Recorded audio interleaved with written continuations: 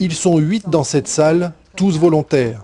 Au programme aujourd'hui, des exercices de compréhension à partir d'un document qu'ils connaissent bien, puisqu'il est question de sécurité sur les chantiers. L'organisation du chantier, les installations sanitaires disponibles, le travail à exécuter. Je pars de leur contexte professionnel et je pars de leurs attentes.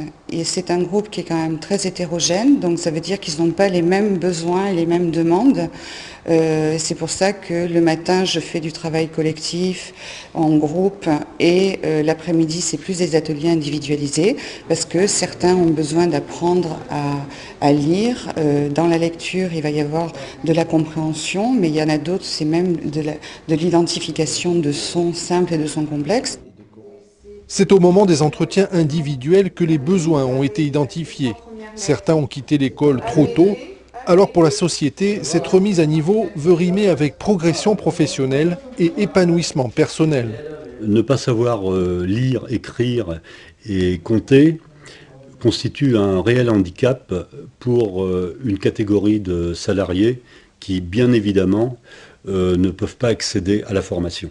Nous avons mis en place un plan d'action adapté d'une durée de 140 heures qui permet à des compagnons volontaires d'apprendre ou de réapprendre les fondamentaux et par la suite de pouvoir s'inscrire dans une démarche de formation qualifiante qui leur permettra d'évoluer dans leur parcours professionnel et également dans leur vie de tous les jours.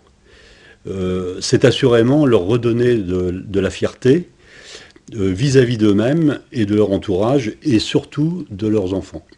140 heures pour se réapproprier l'expression orale et écrite. Pour certains stagiaires, on a déjà conscience du chemin parcouru. Au début, j'arrive pas à parler français, j'arrive pas à écrire français, mais là maintenant, si bien il y a un progrès, je me sens bien, mais j'espère que...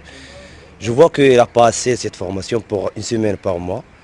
C'est trop court? C'est trop court, oui, c'est trop court pour moi. Si j'ai un conseil à donner aux collègues des FAGE, qui s'inscrivent à chaque fois qu'ils ont une occasion, qu'ils ne la ratent pas. Parce que c'est une occasion qu'il ne faut pas rater. Si le bilan est positif et les volontaires nombreux, l'expérience sera très certainement renouvelée.